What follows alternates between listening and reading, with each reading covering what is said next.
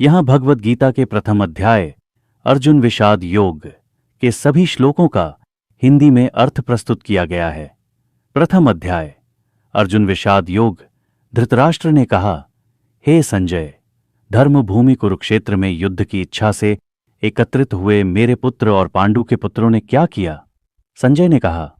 तब दुर्योधन ने पांडवों की सेना को युद्ध के लिए व्यवस्थित देखकर अपने आचार्य द्रोणाचार्य के पास जाकर यह वचन कहा, हे आचार्य, देखिए पांडुपुत्रों की यह विशाल सेना, जिसे आपके बुद्धिमान शिष्य द्रुपद के पुत्र धृष्टद्युम्न ने कुशलता से व्यवस्थित किया है।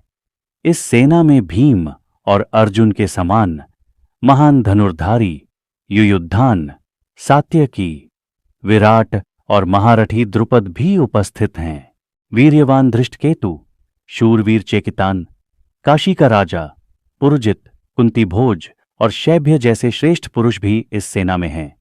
विक्रमशाली युद्धामन्यु, वीर्यवान उत्तमौजा, सुभद्रा का पुत्र अभिमन्यु और द्रौपदी के 5 पुत्र भी सभी महारथी इस सेना में उपस्थित हैं। हे ब्राह्मण श्रेष्ठ, अब हमारे पक्ष में जो प्रधान योद्धा हैं उनको जान लीजिए। मैं अपनी सेना के नायकों को आपको बताता हूं। आप स्वयं भीष्म, कर्ण, हमेशा विजय प्राप्त करने वाले कृपाचार्य, अश्वत्थामा, विकर्ण और सोमदत्त भी हमारी सेना के महान योद्धा हैं। हमारी सेना में भी कई अन्य शूरवीर हैं जिन्होंने मेरे लिए अपने जीवन को त्याग दिया है। वे विभिन्न शस्त्रों से सुसज्जित हैं और युद्ध में निपुण हैं। हमारी सेना, जिसकी रक्षा भीष्म कर रहे हैं, अपार है, जबकि उनकी सेना, जिसकी रक्षा भीम कर रहे हैं, पर्याप्त है। अतः आप सभी अपने अपने स्थानों पर व्यवस्थित रहकर भीष्म की सब ओर से रक्षा करें। तब कौरवों के वृद्ध पितामह भीष्म ने दुर्योधन को प्रसन्न करने के लिए सिंह के समान गर्जना की और अपना शंख बजाया। इसके बाद शंख, भेरी, नगाड़े, ढोल और तुरही एक साथ बजने लगे, जिससे बहुत भारी आवाज उत्पन्न हुई। तब श्री कृष्ण और अर्जुन, जो सफेद घोड़ों से युक्त रथ में विराजमान थे, उन्होंने भी अपने अपने दिव्य शंख बजाए। श्री कृष्ण ने पांचजन्य शंख बजाया, अर्जुन ने देवदत्त और भीम ने अपने महाशंख पौंड्र को बजाया। कुंती पुत्र युधिष्ठिर ने अनंत विजय शंख, नकुल ने सुघोष और सहदेव ने मणिपुष्पक शंख बजाया। हे राजन, काशी का महान धनुर्धारी राजा, महारथी शिखंडी, धृष्टद्युम्न, विराट, अपराजित सात्यकी, राजा द्रुपद, द्रौपदी के 5 पुत्र और महान योद्धा अभिमन्यु, सभी ने अपने अपने शंख बजाए। उस भयानक ध्वनि ने धृतराष्ट्र के पुत्रों के हृदयों को विदीर्ण कर दिया और आकाश एवं पृथ्वी को गूंजित कर दिया। तब कपिध्वज, हनुमान का ध्वज लिए हुए अर्जुन ने जब देखा कि धृतराष्ट्र के पुत्र कौरव युद्ध के लिए तैयार खड़े हैं और युद्ध शुरू होने ही वाला है, तो उसने अपना धनुष उठा लिया। इसके बाद, हे राजन, अर्जुन ने श्री कृष्ण से यह वचन कहा, हे अच्युत कृष्ण, कृपया मेरा रथ दोनों सेनाओं के बीच में खड़ा कर दें, ताकि मैं इन योद्धाओं को देख सकूं जो युद्ध के लिए एकत्र हुए हैं। भागवत गीता दूसरा अध्याय सांख्य योग, ज्ञान और कर्म का योग। अर्जुन का विषाद और श्री कृष्ण का उत्तर। संजय ने कहा, हे धृतराष्ट्र, उस समय करुणा से अभिभूत और विषाद से व्याकुल अर्जुन ने आंसुओं से भरी आंखों के साथ श्री कृष्ण से यह कहा। श्री भगवान ने कहा, हे अर्जुन, इस विषम स्थिति में तुम्हें यह मोह कैसे उत्पन्न हुआ? यह न तो आर्यजनों के योग्य है और न ही स्वर्ग दिलाने वाला, बल्कि अपयश देने वाला है। हे पार्थ, कायरता को त्यागो, यह तुम्हारे लिए अनुचित है। हृदय की दुर्बलता को छोड़ो और युद्ध के लिए खड़े हो जाओ। अर्जुन ने कहा, हे मधुसूदन, मैं भीष्म और द्रोण जैसे पूज्य व्यक्तियों पर बाण कैसे चला सकता हूं? उनके वध से मुझे राज्य, सुख और जीवन में कोई रुचि नहीं है। हमें नहीं पता कि हम जीतेंगे या वे। न हम उनके वध से सुखी होंगे और न ही वे हमारे वध से। मैं धर्म संकट में हूं और कर्तव्य का निश्चय नहीं कर पा रहा हूं। मैं आपकी शरण में हूं, मुझे मार्ग दिखाइए। मैं इतने बड़े साम्राज्य और इंद्रियों के भोगों में भी इस शोक का निवारण नहीं देखता।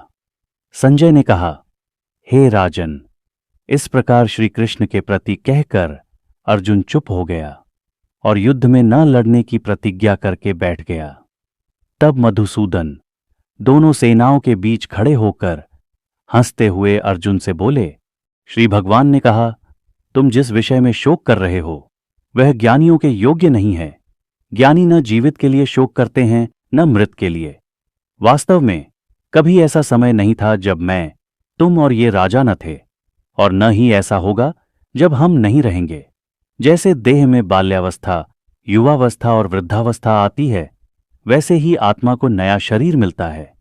ज्ञानी इस परिवर्तन से विचलित नहीं होते। हे कुंती पुत्र, सर्दी गर्मी, सुख दुख आते जाते रहते हैं, इन्हें सहन करना सीखो। जो व्यक्ति सुख दुख में सम रहता है और विचलित नहीं होता, वही मुक्ति का अधिकारी है। असत्य का कोई अस्तित्व नहीं है और सत्य का कभी नाश नहीं होता। तत्वदर्शी इस सत्य को जान चुके हैं। यह आत्मा अविनाशी और असीमित है, कोई इसे नष्ट नहीं कर सकता। यह शरीर नाशवान है, लेकिन इसमें स्थित आत्मा अजर अमर है। जो यह समझता है कि वह आत्मा को मार सकता है या मारा जा सकता है, वह अज्ञानी है। आत्मा न तो किसी को मारती है और न ही मारी जाती है। आत्मा न जन्म लेती है और न मरती है, न वह पैदा होती है न समाप्त होती है। जो इस आत्मा को अविनाशी और अजर अमर समझता है, वह किसी को मारता नहीं और न पाप में लिप्त होता है। जैसे मनुष्य पुराने कपड़े छोड़कर नए कपड़े पहनता है, वैसे ही आत्मा पुराने शरीर को त्याग कर नया शरीर धारण करती है। आत्मा को न शस्त्र काट सकते हैं, न अग्नि जला सकती है, न जल भिगो सकता है और न वायु सुखा सकती है। आत्मा न भस्म होती है, न गीली होती है और न सूखती है। आत्मा अदृश्य, अगम्य और अपरिवर्तनीय है। यदि तुम इसे जन्म मरण वाला समझते हो, तब भी तुम्हें शोक नहीं करना चाहिए। जो जन्मा है उसकी मृत्यु निश्चित है, और जो मरा है उसका पुनर्जन्म भी निश्चित है। सभी प्राणी अव्यक्त रूप में उत्पन्न होते हैं और अंत में अव्यक्त ही हो जाते हैं। कोई इसे अद्भुत की तरह देखता है, कोई इसे अद्भुत की तरह सुनता है, लेकिन इसे कोई समझ नहीं पाता। यह आत्मा सबके शरीर में स्थित है, इसलिए तुम इसके लिए शोक मत करो। अपने धर्म को ध्यान में रखते हुए तुम्हें संदेह नहीं होना चाहिए, क्योंकि क्षत्रिय के लिए धर्मयुक्त युद्ध से बढ़कर कुछ नहीं है। भाग्यशाली वे क्षत्रिय हैं जिन्हें ऐसा युद्ध मिलता है जो स्वर्ग के द्वार खोलने वाला है। यदि तुम धर्म युद्ध से विमुख हो गए तो अपयश और पाप तुम्हें प्राप्त होंगे। लोग सदा तुम्हारी निंदा करेंगे, और वीरों के लिए निंदा मृत्यु से भी बढ़कर है। जिन महारथियों ने तुम्हें सम्मान दिया है, वे तुम्हें कायर समझेंगे। तुम्हारे शत्रु तुम्हारी निंदा करेंगे और तुम्हारे पराक्रम को तुच्छ बताएंगे। या तो तुम युद्ध में मारे जाओगे और स्वर्ग जाओगे, या विजयी होकर पृथ्वी का राज्य भोगोगे। इसलिए सुख दुख, लाभ हानि, जय पराजय को समान मानकर युद्ध करो। अब तक मैंने तुम्हें सांख्य योग का ज्ञान दिया, अब मैं तुम्हें कर्म योग बताता हूं। इस योग में किया गया थोड़ा सा भी प्रयास महान भय से बचाता है। इस मार्ग पर बुद्धि एकनिष्ठ होती है, लेकिन असंख्य मार्गों पर बुद्धि चंचल हो जाती है। अज्ञानी लोग केवल वेदों के कर्मकांड में आसक्त रहते हैं और स्वर्ग प्राप्ति की कामना करते हैं। भोग और संपत्ति में आसक्त लोगों की बुद्धि स्थिर नहीं होती। वेद त्रिगुणमय हैं। तुम गुणों से परे होकर नित्य और निरंतर योग में स्थित हो। जैसे कुएं का उपयोग तब नहीं रहता जब हर ओर जल हो, वैसे ही ज्ञानी के लिए वेदों का प्रयोजन सीमित हो जाता है। कर्म करने का तुम्हें अधिकार है, लेकिन फल की इच्छा करने का नहीं। योग में स्थिर होकर राग द्वेष से मुक्त होकर कर्म करो। ज्ञान योग की तुलना में कर्म योग श्रेष्ठ है। फल की इच्छा करने वाला कृत्य क्षुद्र है। योग युक्त व्यक्ति कर्मों में कुशल हो जाता है और अच्छे बुरे फल से मुक्त हो जाता है। योगी पाप और पुण्य दोनों को त्याग कर मोक्ष प्राप्त करता है। जब तुम्हारी बुद्धि मोह से परे हो जाएगी, तब तुम श्रुतियों को भी त्याग दोगे। जब तुम्हारी बुद्धि स्थिर हो जाएगी, तभी तुम समाधि में स्थित हो पाओगे। अर्जुन ने पूछा, स्थित प्रज्ञ पुरुष के क्या लक्षण हैं? वह कैसे बोलता है, कैसे चलता है और कैसे बैठता है? श्री भगवान ने कहा, जो व्यक्ति सभी इच्छाओं को त्याग देता है और आत्मा में संतुष्ट रहता है, वही स्थित प्रज्ञ है। जो सुख दुख में विचलित नहीं होता और राग द्वेष से मुक्त है, वही स्थिर बुद्धि है। जो प्राप्ति पर हर्षित नहीं होता और हानि पर शोक नहीं करता, वही स्थिर बुद्धि है। जैसे कछुआ अपने अंगों को समेट लेता है, वैसे ही योगी इंद्रियों को वश में करता है। इंद्रियां विषयों से दूर हो सकती हैं, लेकिन आत्मज्ञान प्राप्त होने पर ही उनकी तृष्णा समाप्त होती है। बलवान व्यक्ति की इंद्रियां भी मन को विचलित कर सकती हैं। जो साधक अपने सभी इंद्रियों को वश में रखकर मन को मुझ में लगाए रहता है, उसकी बुद्धि स्थिर हो जाती है। विषयों का चिंतन करने से उनमें आसक्ति उत्पन्न होती है, आसक्ति से इच्छा उत्पन्न होती है, और इच्छा पूरी न होने पर क्रोध उत्पन्न होता है। क्रोध से भ्रम उत्पन्न होता है, भ्रम से स्मृति का नाश होता है, स्मृति नष्ट होने पर बुद्धि का विनाश हो जाता है, और बुद्धि नष्ट होने से व्यक्ति का पतन हो जाता है। जो राग और द्वेष से रहित होकर आत्मसंयम द्वारा इंद्रियों का संचालन करता है, वह प्रसन्नता, आंतरिक शांति प्राप्त करता है। प्रसन्नता प्राप्त होने पर उसके सभी दुख समाप्त हो जाते हैं, और प्रसन्न चित्त व्यक्ति की बुद्धि शीघ्र ही स्थिर हो जाती है। जिसका मन संयमित नहीं है, उसकी बुद्धि स्थिर नहीं होती, और जिसकी भावना, ध्यान स्थिर नहीं है, उसे शांति नहीं मिलती। अशांत व्यक्ति को सुख कैसे मिल सकता है? जिस प्रकार पानी में नाव को हवा बहा ले जाती है, उसी प्रकार भटकती इंद्रियों के पीछे चलता हुआ मन व्यक्ति की बुद्धि को विचलित कर देता है। इसलिए हे महाबाहु अर्जुन, जिसके सभी इंद्रियां इंद्रिय विषयों से हटा ली गई हैं, उसकी बुद्धि स्थिर हो जाती है। जो संसार के लिए रात अज्ञान है, उसमें संयमी व्यक्ति जागता है, और जो संसार के लिए जागरण भोग विलास है, वह मुनि के लिए रात समान है। जैसे नदियां समुद्र में मिलती हैं, लेकिन समुद्र स्थिर रहता है, वैसे ही सभी इच्छाएं जिसमें प्रवेश करती हैं, वह व्यक्ति शांति प्राप्त करता है, न कि इच्छाओं के पीछे दौड़ने वाला। जो व्यक्ति सभी इच्छाओं को त्याग कर बिना ममता और अहंकार के जीवन व्यतीत करता है, वही शांति प्राप्त करता है। हे पार्थ, यह ब्राह्मी अवस्था है, जिसे प्राप्त करने के बाद व्यक्ति भ्रमित नहीं होता। इस अवस्था में स्थित होकर मनुष्य मृत्यु के समय भी ब्रह्म को प्राप्त करता है। दूसरे अध्याय में श्री कृष्ण ने अर्जुन को आत्मा के ज्ञान, कर्मयोग और स्थित प्रज्ञ, स्थिर बुद्धि की महत्ता समझाई, जो जीवन में शांति और मोक्ष का मार्ग दिखाती है। अर्जुन ने कहा, हे जनार्दन, यदि आप ज्ञान को कर्म से श्रेष्ठ मानते हैं, तो फिर मुझे इस घोर युद्ध में क्यों प्रवृत्त कर रहे हैं?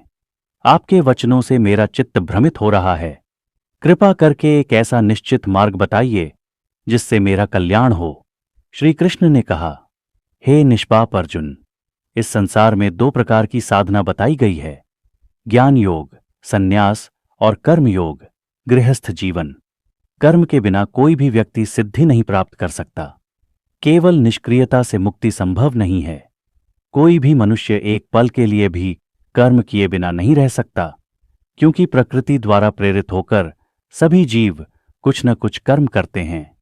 जो व्यक्ति इंद्रियों को संयमित किए बिना केवल बाह्य रूप से कर्म से विरत होता है, वह मिथ्याचारी है। लेकिन जो मनुष्य अपने मन से इंद्रियों को वश में रखकर कर्म करता है, वही श्रेष्ठ है। तेरे लिए केवल कर्म करना ही श्रेष्ठ है। अकर्मण्यता से तेरा जीवन नहीं चलेगा, इसलिए तू अपने कर्तव्य का पालन कर। सभी कर्म यज्ञ, त्याग और सेवा के लिए ही किए जाएं, अन्यथा वे बंधन उत्पन्न करेंगे। यज्ञ से उत्पन्न वर्षा से अन्न उत्पन्न होता है, और अन्न से प्राणी जीवित रहते हैं। यज्ञ से धर्म स्थिर रहता है, और धर्म से सुख शांति की प्राप्ति होती है। जो व्यक्ति अपने कर्तव्यों का पालन न करते हुए केवल भोगों में लगा रहता है, उसका जीवन व्यर्थ है, वह पाप का भागी होता है। इसलिए तू कर्म कर और यज्ञ के भाव से सब कुछ अर्पित कर। जो व्यक्ति आत्मा में स्थिर है, जिसके लिए कर्म और कर्मफल का कोई मोह नहीं है, उसे किसी प्रकार के कर्म की आवश्यकता नहीं है। फिर भी श्रेष्ठ पुरुषों को कर्म करना चाहिए, ताकि वे सामान्य जनों के लिए आदर्श प्रस्तुत कर सकें। यदि मैं भगवान भी कर्म न करूं, तो लोग मेरे मार्ग का अनुकरण करेंगे और सृष्टि का संतुलन बिगड़ जाएगा। ज्ञानी जन भी मोहमुक्त होकर कर्म करते हैं, परंतु जो अज्ञानी हैं वह कर्मों से बंधते हैं। जो मनुष्य सब कर्मों को मुझ में समर्पित कर देता है और मोहरहित होकर निरंतर कर्म करता है, वह मुझे प्राप्त कर लेता है। जो लोग मेरे द्वारा बताए गए मार्ग का पालन करते हैं वे पाप से मुक्त हो जाते हैं और सफल होते हैं। जो मनुष्य अपने स्वभाव के अनुसार निर्धारित कर्म नहीं करता वह स्वयं को हानि पहुंचाता है। तू अपने स्वभाव के अनुसार कर्म कर, क्योंकि अपने धर्म का पालन करना ही श्रेष्ठ है, भले ही वह कठिन क्यों ना हो। दूसरे के धर्म का पालन करते हुए मरना भी भयावह है। अर्जुन ने पूछा, हे केशव, मनुष्य इच्छा न होते हुए भी पाप क्यों करता है, मानो किसी बलपूर्वक प्रेरित कर दिया हो। श्री कृष्ण ने कहा, यह कामना और क्रोध ही मनुष्य के शत्रु हैं। ये रजोगुण से उत्पन्न होते हैं और अज्ञान को ढकते हैं। काम और क्रोध को त्याग कर मनुष्य को आत्मसंयम का पालन करना चाहिए। इंद्रियों, मन और बुद्धि को वश में करके आत्मा के द्वारा स्वयं को नियंत्रित कर। जो व्यक्ति आत्मज्ञान के द्वारा इंद्रियों और मन को जीत लेता है वह मुक्त हो जाता है और परम शांति को प्राप्त करता है। भगवान श्री कृष्ण ने कहा, मैंने यह अविनाशी योग सबसे पहले सूर्यदेव व्यवस्वान को बताया था। सूर्य ने यह ज्ञान अपने पुत्र मनु को दिया और मनु ने राजा इक्ष्वाकु को बताया। इस प्रकार यह योग राजर्षियों द्वारा परंपरा से प्राप्त किया गया, लेकिन समय के प्रभाव से यह ज्ञान लुप्त हो गया। हे परंतप अर्जुन, आज मैंने तुम्हें वही प्राचीन योग बताया है, क्योंकि तुम मेरे भक्त और मित्र हो। यह योग एक महान रहस्य है। अर्जुन ने कहा, आपका जन्म तो अभी हुआ है, जबकि सूर्य का जन्म आपसे पहले हुआ था। मैं यह कैसे समझूं कि आपने यह योग सबसे पहले सूर्य को बताया था। भगवान श्री कृष्ण ने कहा, हे अर्जुन, मेरे और तुम्हारे कई जन्म हो चुके हैं। मैं उन सभी को जानता हूं, लेकिन तुम नहीं जानते। हे परंतप, यद्यपि मैं अजन्मा हूं और मेरी आत्मा अविनाशी है, फिर भी मैं अपनी माया से स्वयं को प्रकट करता हूं। हे भारत अर्जुन, जब जब धर्म की हानि और अधर्म का उत्थान होता है तब तब मैं अवतरित होता हूं। सज्जनों की रक्षा, दुष्टों के विनाश और धर्म की स्थापना के लिए मैं हर युग में प्रकट होता हूं। जो मेरे दिव्य जन्म और कर्म के रहस्य को जानता है वह शरीर छोड़ने के बाद पुनः जन्म नहीं लेता और मेरे धाम को प्राप्त होता है। जो लोग राग, भय और क्रोध से मुक्त होकर मेरे शरणागत होते हैं और तपस्या द्वारा पवित्र हो चुके हैं वे मेरे स्वरूप को प्राप्त होते हैं।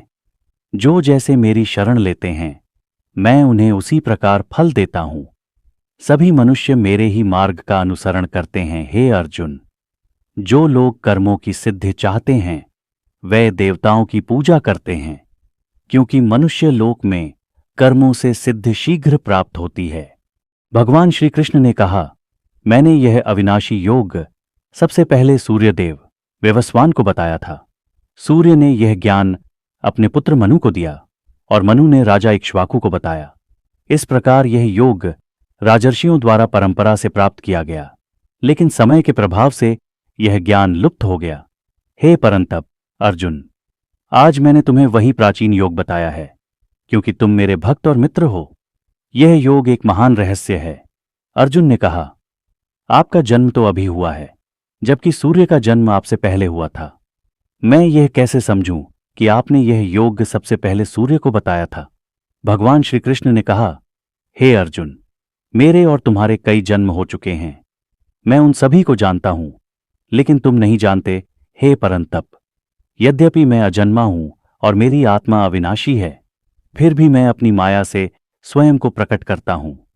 हे भारत अर्जुन, जब जब धर्म की हानि और अधर्म का उत्थान होता है तब तब मैं अवतरित होता हूं। सज्जनों की रक्षा, दुष्टों के विनाश और धर्म की स्थापना के लिए मैं हर युग में प्रकट होता हूं। जो मेरे दिव्य जन्म और कर्म के रहस्य को जानता है वह शरीर छोड़ने के बाद पुनः जन्म नहीं लेता और मेरे धाम को प्राप्त होता है। जो लोग राग, भय और क्रोध से मुक्त होकर मेरे शरणागत होते हैं और तपस्या द्वारा पवित्र हो चुके हैं वे मेरे स्वरूप को प्राप्त होते हैं। जो जैसे मेरी शरण लेते हैं मैं उन्हें उसी प्रकार फल देता हूं। सभी मनुष्य मेरे ही मार्ग का अनुसरण करते हैं। हे अर्जुन, जो लोग कर्मों की सिद्धि चाहते हैं वे देवताओं की पूजा करते हैं, क्योंकि मनुष्य लोक में कर्मों से सिद्धि शीघ्र प्राप्त होती है। मैंने ही गुण और कर्म के आधार पर 4 वर्णों की रचना की है। यद्यपि मैं इसका कर्ता हूं, फिर भी मैं अकर्ता और अविनाशी हूं। मुझे कर्म नहीं बांधते, न ही मुझे कर्म के फल की कोई इच्छा है। जो मुझे इस प्रकार जानता है वह भी कर्मों से नहीं बंधता।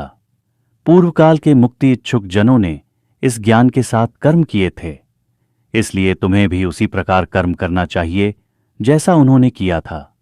कर्म क्या है और अकर्म क्या है, इसे ठीक से जानना आवश्यक है। कर्म का ज्ञान गहन रहस्य है। जिसे कर्म में अकर्म दिखाई देता है और अकर्म में कर्म दिखाई देता है, वही मनुष्य ज्ञानी है और वह योगी है। जो सभी कार्यों को बिना आसक्ति के करता है और उसके सभी कर्म ज्ञान के अग्नि में भस्म हो जाते हैं, वह ज्ञानी कहा जाता है। जिसका सभी कर्मों से मोह समाप्त हो गया है और जिसकी बुद्धि ज्ञान में स्थिर है, उसके कर्म शुभ अशुभ से मुक्त होते हैं। जिसने कामनाओं का त्याग कर दिया है और जिसने ममता को छोड़ दिया है, वह शरीर से कर्म करते हुए भी पापों से मुक्त रहता है। जो बिना आसक्ति के कर्म करता है और किसी भी वस्तु को अपना नहीं मानता, वह पाप में लिप्त नहीं होता। जो संतोषी है, द्वंद्वों से मुक्त है और सफलता असफलता में समान रहता है, वह बंधनों से मुक्त रहता है। जो व्यक्ति ईश्वर को समर्पित होकर निष्काम भाव से कर्म करता है, उसके सभी कर्म पूर्ण रूप से समाप्त हो जाते हैं। जो व्यक्ति कर्म के उपकरण और फल को ब्रह्म में देखता है, वह कर्म करते हुए भी ब्रह्म को प्राप्त करता है। भगवद गीता अध्याय 5 कर्म संन्यास योग। श्री भगवान ने कहा, त्याग और कर्म योग दोनों ही मोक्ष का साधन हैं, परंतु उनमें कर्म योग श्रेष्ठ है। जिसे सन्यासी कहा जाता है वही कर्मयोगी भी है, क्योंकि बिना कर्म के त्याग के कोई सन्यासी नहीं हो सकता। जो व्यक्ति न द्वेष करता है न किसी चीज की आकांक्षा करता है, वही सच्चा सन्यासी है और सदा मुक्त रहता है। सन्यास और कर्मयोग को बालकों के लिए भिन्न कहा गया है, परंतु जो तत्वज्ञानी हैं वे दोनों को एक ही समझते हैं। जो व्यक्ति जान लेता है कि सन्यास और कर्मयोग में कोई अंतर नहीं है, वही सही अर्थों में देखता है। केवल सन्यास से बिना कर्म किए सिद्धि पाना कठिन है। कर्मयोगी शीघ्रता से परमात्मा को प्राप्त करता है। जो मन को वश में रखकर आत्मा में स्थिर होकर कर्म करता है, वह न दोषों से लिप्त होता है न पापों से। जो जानता है कि मैं कुछ नहीं करता, वह देखते, सुनते, स्पर्श करते, खाते पीते, सोते जागते भी कर्मों में लिप्त नहीं होता। जो व्यक्ति अपने सभी कर्मों को परमात्मा को अर्पित करता है और आसक्ति से रहित होकर कर्म करता है, वह पापों से मुक्त हो जाता है। योगी अपने शरीर, मन, बुद्धि और इंद्रियों से आसक्ति छोड़कर केवल आत्मशुद्धि के लिए कर्म करते हैं। जो कर्म का फल त्याग देता है वह शांति प्राप्त करता है, और जो फल की इच्छा करता है वह बंधनों में बंधता है। जो व्यक्ति मन से सभी कर्मों का त्याग कर आत्मा में स्थित होता है, वह न कर्म करता है न पाप में लिप्त होता है। परमात्मा न तो किसी के कर्मों का करता है न कर्मों के फल का विधान करता है। यह सब प्रकृति के स्वभाव से होता है। परमात्मा न किसी के पाप को स्वीकार करता है न पुण्य को। अज्ञान से ज्ञान ढक जाता है और प्राणी भ्रम में रहते हैं। भगवद गीता अध्याय 6 ध्यान योग। श्री भगवान ने कहा, जो व्यक्ति बिना कर्मफल की इच्छा किए अपने कर्तव्य का पालन करता है, वही सच्चा सन्यासी और योगी है, न कि जो केवल कर्मों का त्याग करता है या अग्निहोत्र छोड़ता है। हे अर्जुन, जो व्यक्ति कर्मों का त्याग किए बिना योग करता है, वही सच्चा योगी है। मनुष्य के लिए आरंभ में कर्मयोग का अभ्यास करना आवश्यक है, और जब योग सिद्ध हो जाए तब वह शांति में स्थिर हो जाता है। जब व्यक्ति भोग और कर्मों से विरक्त हो जाता है और आत्मा में संतुष्ट रहता है, तभी वह योग सिद्धि प्राप्त करता है। मनुष्य को अपने द्वारा ही अपना उद्धार करना चाहिए और अपने को गिराना नहीं चाहिए, क्योंकि आत्मा ही मनुष्य का मित्र और शत्रु है। जो मन को वश में कर लेता है उसके लिए आत्मा मित्र है, लेकिन जो मन को नियंत्रित नहीं कर पाता उसके लिए आत्मा शत्रु के समान है। जिसने अपने मन को जीत लिया है वह शीतोष्ण, सुख दुख और मान अपमान में समान रहता है। जो व्यक्ति ज्ञान और विवेक से संतुष्ट है और स्थिर है वह योगी कहलाता है, और उसे न किसी वस्तु की इच्छा होती है न किसी से द्वेष। जो व्यक्ति मित्र, शत्रु, तटस्थ, सज्जन, दुष्ट बंधु और शत्रु को समान दृष्टि से देखता है वही श्रेष्ठ योगी है। योगी को एकांत में रहकर आत्मसंयमी होकर अपने मन और शरीर को वश में रखकर ध्यान करना चाहिए। योगी को शुद्ध स्थान पर न अधिक ऊंचे और न अधिक नीचे आसन बिछाकर स्थिर चित्त होकर मन को नियंत्रित करते हुए आत्मशुद्धि के लिए ध्यान करना चाहिए। अपने शरीर, गर्दन और सिर को सीधा रखकर दृष्टि को नाक की ओर स्थिर करते हुए भय रहित ब्रह्मचर्य का पालन करते हुए मन को मेरे ध्यान में स्थित करना चाहिए। इस प्रकार आत्मसंयम से युक्त योगी परम शांति को प्राप्त करता है, जो कि ब्रह्म का परम धाम है। जो न तो बहुत खाता है और न बहुत उपवास करता है, न बहुत सोता है और न बहुत जागता है, वही योगी सफल होता है। जो खाने पीने, सोने, जागने और कर्मों में संतुलन रखता है वह योग द्वारा दुखों का नाश कर सकता है। जब योगी अपने मन को केवल आत्मा में स्थिर कर लेता है और अन्य सभी इच्छाओं को त्याग देता है तब वह योग्य सिद्ध हो जाता है। जैसे वायु रहित स्थान में स्थिर दीपक की लौ नहीं हिलती, वैसे ही स्थिर चित्त योगी का मन आत्मा में स्थिर रहता है। जब योगी अंतर्मन में आत्मा का अनुभव कर अपार आनंद प्राप्त करता है, जो इंद्रियों से परे है और जिसमें स्थिर हो जाने के बाद वह अन्य किसी भी वस्तु को प्राप्त करने की इच्छा नहीं करता, तब वह सच्चे योग में स्थित होता है। जो व्यक्ति सभी इच्छाओं को त्याग देता है और मन को इंद्रियों के भोग से हटाकर आत्मा में स्थिर कर देता है वह शांति प्राप्त करता है। योगी को धैर्य और निश्चय के साथ मन को धीरे धीरे वश में लाकर आत्मा में स्थित करना चाहिए। जो योगी अंतर्मन में सुख और शांति पाता है वह ब्रह्म को प्राप्त करता है। जो योगी पापों से मुक्त हो गया है और अंतर्मन में सदा आत्मानंद में स्थित है वह ब्रह्मानंद का अनुभव करता है। जो व्यक्ति सभी प्राणियों में एक ही ब्रह्म को देखता है वह सच्चा योगी है। जो मुझे सभी प्राणियों में और सभी प्राणियों को मुझ में देखता है वह मुझसे कभी दूर नहीं होता और मैं उससे कभी दूर नहीं होता।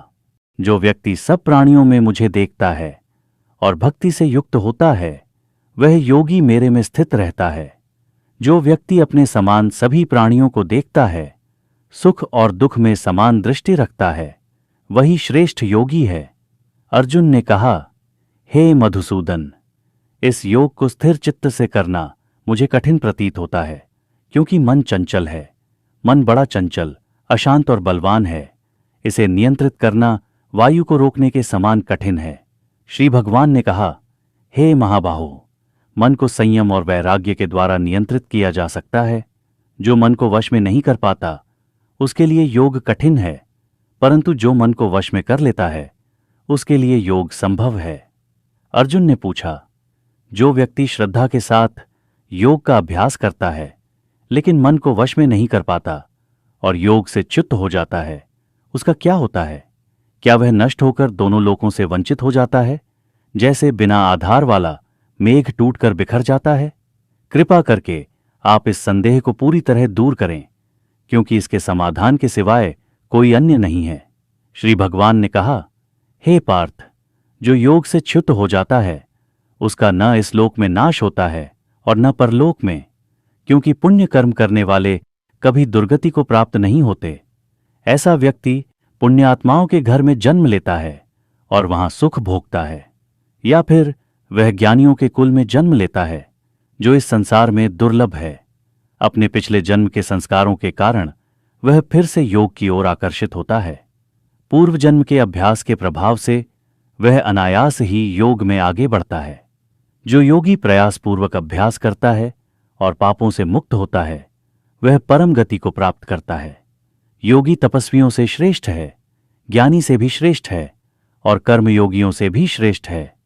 अतः हे अर्जुन, तुम योगी बनो और उन सभी योगियों में जो श्रद्धा से युक्त होकर मुझ में स्थित हैं और मुझ में लीन रहते हैं, वही मेरे द्वारा सर्वोत्तम माना जाता है।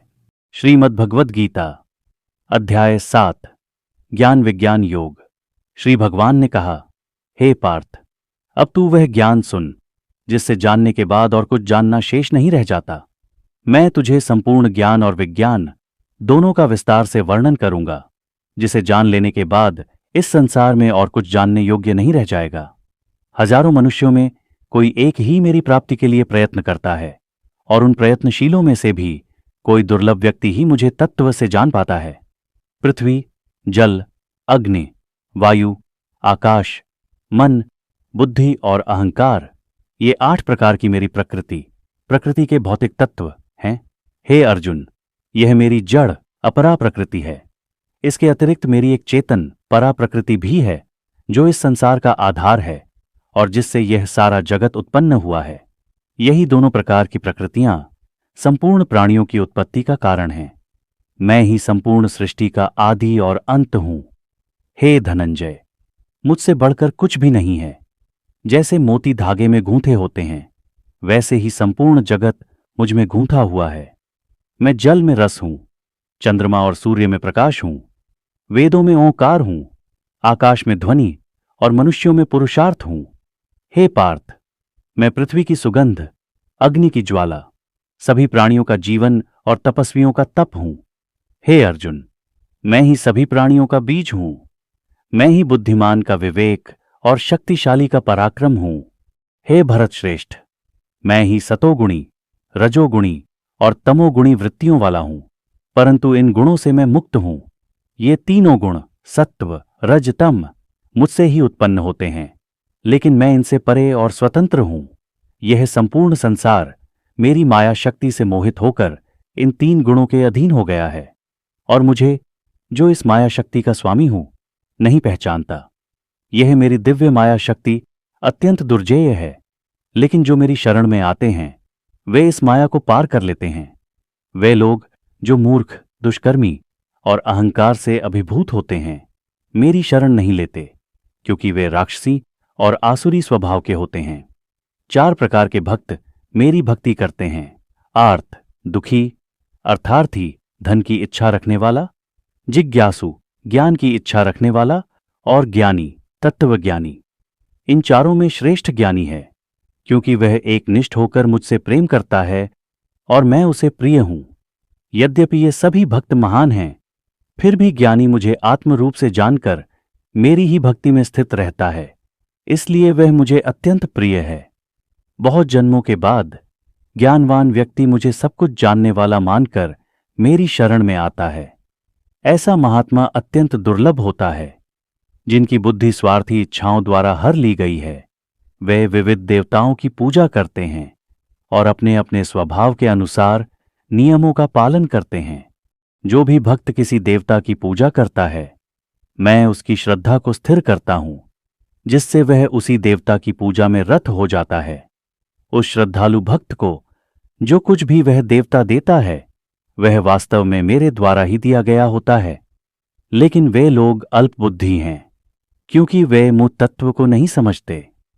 अल्पबुद्धि लोग देवताओं की पूजा करके तुच्छ फल प्राप्त करते हैं, जबकि मेरे भक्त परम पद मोक्ष को प्राप्त करते हैं। मूढ़ लोग मेरी अव्यक्त निराकार स्थिति को नहीं जानते और मुझे साकार रूप में ही मानते हैं। वे मेरी उच्चतम स्थिति को नहीं समझते। मैं अपनी योग्य माया से ढका हुआ हूं, इसलिए मूढ़ लोग मुझे नहीं पहचान पाते। मैं भूत, भविष्य और वर्तमान के सभी प्राणियों को जानता हूं, लेकिन मुझे कोई नहीं जानता। हे अर्जुन, सभी प्राणी जन्म के समय ही मोह से उत्पन्न द्वेष और राग में फंसे होते हैं, परंतु जिन लोगों के पाप समाप्त हो गए हैं और जो पुण्य कर्मों में संलग्न हैं, वे मोह से मुक्त होकर मेरी भक्ति करते हैं। जो लोग जन्म और मृत्यु के बंधन से मुक्त होना चाहते हैं, वे मुझसे शरण लेकर ब्रह्म को, संपूर्ण कर्मों के फल को और अद्वितीय आत्मा को जानने का प्रयास करते हैं। जो लोग मुझे आदिदेव, अधिभूत और अधिदैव रूप में जानकर मुझ में एकाग्र हो जाते हैं, वे मुझे अंतकाल में भी जान लेते हैं। श्रीमद् भगवद गीता अध्याय 8 अक्षर ब्रह्म योग। हिंदी अनुवाद। अर्जुन ने कहा, हे भगवान, वह ब्रह्म क्या है, अध्यात्म क्या है, कर्म क्या है, अधिभूत क्या है और अधिदैव क्या है? हे माधव, अधियज्ञ कौन है और वह इस शरीर में कहाँ स्थित है, और मृत्यु के समय आपको कैसे जानकर भक्त आपको प्राप्त करता है? भगवान श्री कृष्ण ने कहा, अविनाशी परमात्मा को ही ब्रह्म कहते हैं, अपने स्वभाव को अध्यात्म कहते हैं और जीवों के द्वारा किए गए कर्म को ही कर्म कहा जाता है। नाशवान भौतिक संसार को अधिभूत कहते हैं और पुरुष ईश्वर को अधिदैव कहते हैं। हे अर्जुन, इस शरीर में मैं ही अधियज्ञ हूं। जो व्यक्ति अंत समय में मेरे बारे में स्मरण करते हुए शरीर त्यागता है, वह निसंदेह मुझे ही प्राप्त होता है। मनुष्य जिस भी भाव का स्मरण करते हुए शरीर त्याग करता है, उसी भाव को वह मृत्यु के बाद प्राप्त होता है। इसलिए हे अर्जुन, तू सदा मेरा स्मरण करते हुए युद्ध कर, मन और बुद्धि को मुझ में लगा दे, तब निसंदेह तू मुझे प्राप्त करेगा।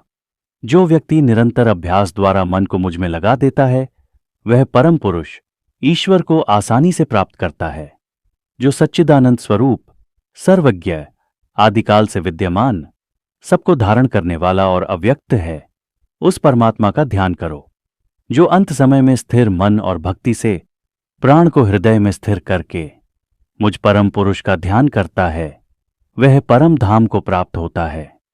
अब मैं तुझे उस पथ का वर्णन करता हूं जिसे वेदज्ञ, तपस्वी और त्यागी लोग ब्रह्मलोक की प्राप्ति के लिए अपनाते हैं। योगी व्यक्ति शरीर के सभी द्वारों को बंद करके, मन को हृदय में स्थिर करके और प्राण को मस्तक में स्थापित कर ओं का उच्चारण करते हुए परमात्मा का ध्यान करता है। जो व्यक्ति इस प्रकार अभ्यास करते हुए शरीर त्याग करता है, वह परम धाम को प्राप्त करता है। जो भक्त मेरे प्रति अनन्य प्रेम रखता है और निरंतर मेरा ध्यान करता है, वह मुझे सहजता से प्राप्त करता है। जो लोग मुझे प्राप्त कर लेते हैं, वे जन्म और मृत्यु के दुख से मुक्त हो जाते हैं और परम शांति को प्राप्त करते हैं। हे अर्जुन, ब्रह्मलोक से लेकर सभी लोक पुनर्जन्म के अधीन हैं, लेकिन जो मुझे प्राप्त कर लेता है, वह पुनः जन्म नहीं लेता। एक दिन और एक रात्रि में ब्रह्मा के हजार हजार युग बीतते हैं। इन युगों के आवागमन से सृष्टि उत्पन्न होती है और लय होती है। जब ब्रह्मा का दिन आता है, तब सभी प्राणी प्रकट होते हैं, और जब रात्रि आती है, तब वे पुनः अव्यक्त में विलीन हो जाते हैं। इस प्रकार यह सृष्टि बार बार उत्पन्न होती है और नष्ट हो जाती है, परंतु वह अव्यक्त संसार के परे है जो नष्ट नहीं होता। जो अविनाशी और शाश्वत है, वही मेरा परम धाम है। वह परम धाम अविनाशी और अनंत है। जो वहां पहुंच जाता है, वह पुनः संसार में नहीं लौटता। हे अर्जुन, वह परमात्मा जो सब प्राणियों में स्थित है, केवल अनन्य भक्ति से प्राप्त होता है। अब मैं तुझे उन मार्गों के बारे में बताऊंगा जिनसे योगी लोग मृत्यु के समय ब्रह्म को प्राप्त करते हैं। जो लोग अग्नि, प्रकाश, दिन का समय, शुक्ल पक्ष और उत्तरायण के समय शरीर त्याग करते हैं, वे ब्रह्म को प्राप्त होते हैं। लेकिन जो धुएं, रात्रि, कृष्ण पक्ष और दक्षिणायन के समय शरीर त्याग करते हैं, वे पुनः इस संसार में जन्म लेते हैं। ये दोनों मार्ग, एक मोक्ष का और दूसरा पुनर्जन्म का, सनातन माने गए हैं। एक से योगी मोक्ष को प्राप्त होता है और दूसरे से पुनः जन्म लेता है। हे अर्जुन, जो योगी इन दोनों मार्गों को जानता है, वह किसी भी परिस्थिति में मोह में नहीं पड़ता। इसलिए हे अर्जुन, तू सदा योग में स्थित रह। जो व्यक्ति इस प्रकार योग में स्थित होकर मेरा स्मरण करता है, वह सभी पुण्य फलों से युक्त होकर परम धाम को प्राप्त करता है। अध्याय 8 का सार। इस अध्याय में श्री कृष्ण ने बताया है कि मृत्यु के समय ईश्वर का स्मरण करने से मोक्ष प्राप्त होता है। भगवान ने 2 मार्गों, शुक्ल मार्ग, मोक्ष का मार्ग, और कृष्ण मार्ग, पुनर्जन्म का मार्ग का वर्णन किया है। श्री कृष्ण ने यह भी समझाया कि जो व्यक्ति निरंतर भक्ति करता है और ओं का उच्चारण करते हुए अंत समय में भगवान का स्मरण करता है, वह परम धाम को प्राप्त करता है और पुनर्जन्म के चक्र से मुक्त हो जाता है। भगवद गीता अध्याय 9, राजविद्या राजगुह्य योग। श्री भगवान ने कहा, हे अर्जुन, अब मैं तुझे ज्ञान और विज्ञान सहित सबसे गोपनीय रहस्य बताने जा रहा हूं, जिसके जानने से तू सब पापों से मुक्त हो जाएगा। यह ज्ञान सभी विद्याओं में राजा है और सभी रहस्यों में सर्वोत्तम है। यह पवित्र है, प्रत्यक्ष अनुभव करने योग्य है, धर्मयुक्त है, सरल है और सदा के लिए अविनाशी है। जो इस ज्ञान में श्रद्धा नहीं रखते, वे मुझे न पाने के कारण संसार में मृत्यु और पुनर्जन्म के चक्र में भ्रमण करते रहते हैं। यह संपूर्ण जगत मेरे अव्यक्त रूप में व्याप्त है। सभी प्राणी मुझ में स्थित हैं, परंतु वास्तव में मैं उनमें स्थित नहीं हूं। देख, यह मेरा योग है कि सभी प्राणी मुझ में स्थित भी नहीं हैं, फिर भी मैं सबको धारण करता हूं और सब में व्याप्त हूं। जैसे वायु आकाश में स्थित है, वैसे ही सभी प्राणी मुझ में स्थित हैं, ऐसा समझ। हे अर्जुन, कल्प के अंत में सभी प्राणी मेरी प्रकृति में लीन हो जाते हैं और फिर से सृष्टि के आरंभ में मैं उन्हें उत्पन्न करता हूं। मैं अपनी प्रकृति के अधीन होकर बार बार इस समस्त सृष्टि को उत्पन्न करता हूं और यह प्रकृति मेरे नियंत्रण में रहती है। हे अर्जुन, ये सभी कर्म मुझे बांधते नहीं, क्योंकि मैं इनमें आसक्त नहीं हूं और मैं इनसे अलग खड़ा हूं। मेरी प्रेरणा से प्रकृति सभी प्राणियों को उत्पन्न करती है और इसी से सारा संसार घूमता रहता है। मूर्ख लोग मेरी इस अव्यक्त और श्रेष्ठ शक्ति को नहीं समझते और मुझे मनुष्य रूप में देखते हैं। ऐसे अज्ञानी लोग व्यर्थ की आशाएं और कर्म करते हैं और मोह में पड़कर असुरी और राक्षसी प्रवृत्तियों में फंस जाते हैं। परंतु जो महात्मा हैं, वे मेरी दिव्य प्रकृति को समझते हैं और मुझे अविनाशी अनादि परमात्मा मानते हुए मुझ में भक्ति करते हैं। वे सदा भजन करते हुए मेरी स्तुति करते हैं, मेरी आराधना करते हैं और अनन्य भाव से मेरी उपासना में लगे रहते हैं। कुछ लोग ज्ञान योग के माध्यम से, कुछ एकता के रूप में, कुछ अनेकता के रूप में और कुछ समस्त रूपों में मुझे पूजते हैं। मैं यज्ञ हूं, मैं हवन हूं, मैं पितरों का तर्पण हूं, मैं औषधि हूं, मैं मंत्र हूं, मैं घृत हूं, मैं अग्नि हूं और मैं ही यज्ञ का स्वामी हूं। मैं इस जगत का पिता, माता, धाता और पवित्रतम हूं। मैं ज्ञान का भी जाता हूं और सबका शरणदाता हूं। मैं आदि हूं, मध्य हूं और अंत भी हूं। मैं धर्म का अधिष्ठाता हूं, परम शांति हूं और आनंदमय निवास हूं। मैं सूर्य रूप में प्रकाश देता हूं, वर्षा करने वाला हूं। मैं अमृतत्व और मृत्यु दोनों हूं। हे अर्जुन, मैं सत, असत और उससे भी परे हूं।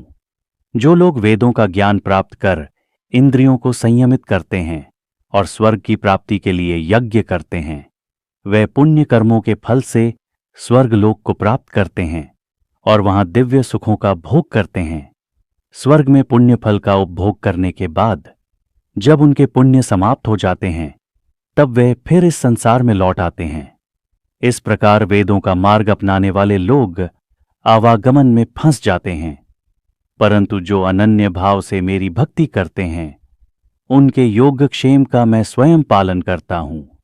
जो अन्य देवताओं की पूजा करते हैं और उन्हें भजते हैं, वे वास्तव में मुझे ही पूजते हैं, परंतु अज्ञानवश यह समझ नहीं पाते। मैं सभी यज्ञों का भोक्ता और स्वामी हूं, परंतु वे मुझे नहीं जानते, इसलिए वे पुनः जन्म मरण के चक्र में फंसते हैं। देवताओं के भक्त देवताओं को प्राप्त होते हैं, पितरों के भक्त पितरों को प्राप्त होते हैं, भूतों के भक्त भूतों को प्राप्त होते हैं, और जो मेरे भक्त हैं वे मुझे प्राप्त होते हैं। यदि कोई प्रेमपूर्वक मुझे पत्र, पुष्प, फल या जल अर्पित करता है, तो मैं उसे सहर्ष स्वीकार करता हूं। जो कुछ भी तू करता है, खाता है, अर्पण करता है, तप करता है, उसे मुझे अर्पित कर। इस प्रकार तुझे कर्मों के बंधन से मुक्ति मिलेगी और तू मुक्त होकर मुझे प्राप्त करेगा। मैं सब प्राणियों में समान रूप से स्थित हूं। मेरे लिए न कोई प्रिय है न अप्रिय, परंतु जो मेरी भक्ति करते हैं वे मुझ में स्थित होते हैं और मैं उनमें। यदि कोई अत्यंत पापी भी अनन्य भाव से मेरी भक्ति करता है, तो वह साधु ही माना जाता है, क्योंकि वह सही मार्ग पर है। वह शीघ्र ही धर्मात्मा हो जाता है और शाश्वत शांति को प्राप्त करता है। हे अर्जुन, निस्संदेह मेरा भक्त कभी नष्ट नहीं होता। हे अर्जुन, चाहे स्त्रियां, वैश्य, शूद्र या पाप योनि में जन्मे लोग हों यदि वे मेरी शरण में आते हैं तो वे भी परम गति को प्राप्त कर सकते हैं। फिर जो पुण्य कर्म करने वाले ब्राह्मण और राजा जनों की बात है, वे तो मुझे प्राप्त करेंगे ही। अतः इस दुखमय संसार में तू मेरी भक्ति कर, तू मुझ में मन लगा, मुझ में ही शरण ले, मुझसे प्रेम कर, मुझे नमस्कार कर। इस प्रकार तू मुझे ही प्राप्त करेगा। यह मेरा वचन है, क्योंकि तू मेरा प्रिय है। यह अध्याय भक्ति के माध्यम से परमात्मा की प्राप्ति का मार्ग दिखाता है। इसमें भगवान ने भक्ति के महत्व और उसके लाभों का वर्णन किया है और अर्जुन को अपने में मन लगाने, मुझ में शरण लेने और मेरी भक्ति करने का उपदेश दिया है। भगवद गीता अध्याय 10 विभूति योग। श्री भगवान ने कहा, हे अर्जुन, सुन, मैं फिर से तुझे अपने दिव्य ऐश्वर्यों का वर्णन करता हूं, जिसे जानकर तू संतुष्ट हो जाएगा। न देवता और न अर्षि मेरे आदि को जानते हैं, क्योंकि मैं ही सभी का कारण हूं। जो मुझे अजन्मा और अनादि परमेश्वर जानता है, वह मनुष्यों में ज्ञानवान होता है और सभी पापों से मुक्त हो जाता है। बुद्धि, ज्ञान, असम्मोह, क्षमा, सत्य, इंद्रिय निग्रह, मन निग्रह, सुख, दुख, उत्पत्ति, विनाश, भय, अभय, अहिंसा, समता, संतोष, तप, दान, यश और अपयश, ये सब भिन्न भिन्न प्रकार के भाव मेरे द्वारा ही उत्पन्न होते हैं। 7 महर्षि, 4 पूर्वज और 14 मनु, ये सब मेरे मन से उत्पन्न हुए हैं और इनसे ही संसार में संतान उत्पन्न हुई। जो मेरे इस ऐश्वर्य और योग को जानता है, वह अचल योग में स्थित हो जाता है। मैं ही सभी का आदि, मध्य और अंत हूं। जो यह जानता है, वह मुझ में अनन्य भाव से स्थित हो जाता है। मेरी महिमा में स्थित, मेरी आराधना में लीन और आपस में मेरी चर्चा करने वाले भक्त मुझे प्राप्त कर लेते हैं। जो मुझ में सदा स्थित रहते हैं और प्रेमपूर्वक भजन करते हैं, उन्हें मैं वह बुद्धि देता हूं जिससे वे मुझे प्राप्त कर सकें। उनकी कृपा के लिए मैं उनके अंतर्मन में स्थित होकर अज्ञान जनित अंधकार को ज्ञान के प्रकाश से नष्ट करता हूं। अर्जुन ने कहा, आप परम ब्रह्म, परम धाम और परम पवित्र हैं। सभी आर्षि, देवर्षि नारद, असित, देवल और व्यास आपकी इस महिमा का वर्णन करते हैं। हे कृष्ण, जो कुछ आप कह रहे हैं वह सत्य है। न तो देवता और न ही दानव आपकी महिमा को समझ सकते हैं। केवल आप ही अपने आप को जानते हैं, क्योंकि आप सभी प्राणियों के आदि और परमेश्वर हैं। कृपया मुझे उन दिव्य ऐश्वर्यों का वर्णन कीजिए जिनके द्वारा आप इस संसार में व्याप्त हैं। हे योगेश्वर, मैं किस प्रकार आपको सदा स्मरण करूं और आपके किस किस रूप का ध्यान करूं।